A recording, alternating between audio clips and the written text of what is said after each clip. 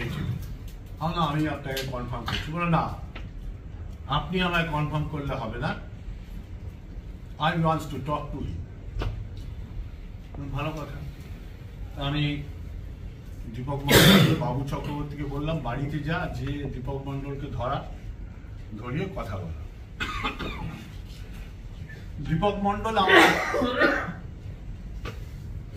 জীবনে যদি 10টা কি 15টা প্লেয়ার সেরা থাকে, ও একজন আমার কাছে।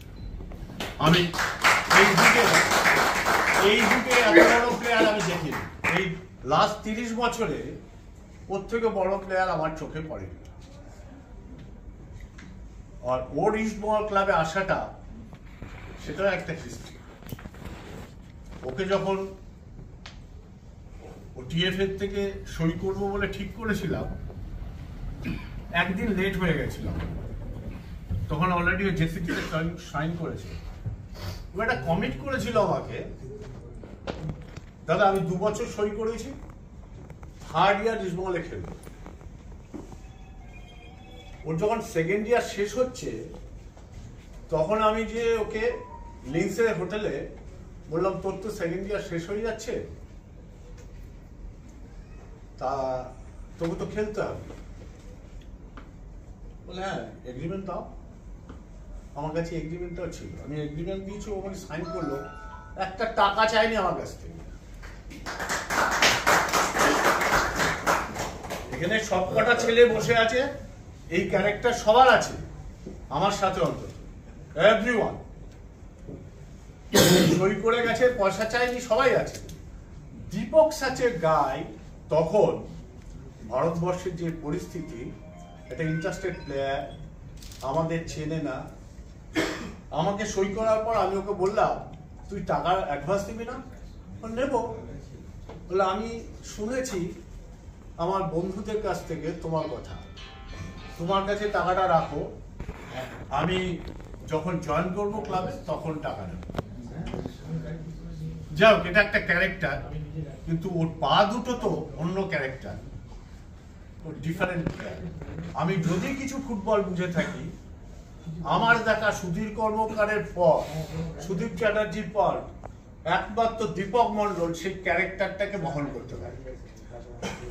ওর নিজে কতটা জানে আমি জানি না, আমার মনে হয়। এনিওয়ে, আমি দীপকের কথাটাই বললাম।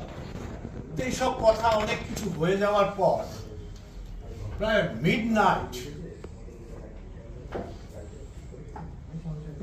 আরমান্ডো আমাকে বলছে যে, আরে তোমরা কথা বলতে বলতে তো ডিনার করতে পারলাম না, চলো ডিনার করতে যাও। তো বাবু ভট্টাচার্য বললো, না ডিনার তো আমি তোমায় করতে নিয়ে যাবো। বললো, no, this is my place, তো আমাদেরকে ডিনার করতে নিয়ে যাবে। রাত্রি তখন আমি বললো 1:30-2 হবে, তুই এসছিলি না, 1:30-2 হবে। আস্তে আস্তে ওনার যত প্লেয়ারের খেলোয়াড় ছিল সবাইকে ওখানে রাখলো, ডেকে সবাইকে ডিনার করালো। 80,000 রুপিস বিল করলো ওই দিনকে ওই জায়গায়, 80,000 রুপিস। আমি বললাম, তুমি কেন এটা করছো? বলে, আমি এখান থেকে ইস্টবেঙ্গল ক্লাবে যাচ্ছি, আমি বেসিক্যালি হোমসিক, বাট আমি কমিট করেছি যাব। আমি যাওয়ার আগে আমার ছেলেদের একসাথে ডিনার করে গেলাম, আমার দরকার হলে আমি আবার আসব ওদের সাথে সময় কাটাবার জন্য। আমি সেদিনই ওনাকে স্যালুট করেছিলাম যে আমি বহু কোচের সাথে, অন্তত 25-26টা কোচের সাথে কাজ করেছি, তোমার মতো ক্যারেক্টার আমি আঁকার ফার্স্ট টাইম এরকম একটা ক্যারেক্টার।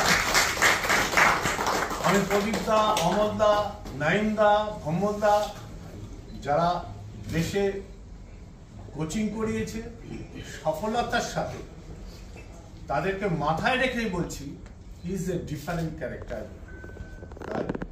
তো উনি ঢুকেই ক্লাবে ঢুকে বলল যে, it is my third home, my first home is my home, second is tempo, third is East Bengal.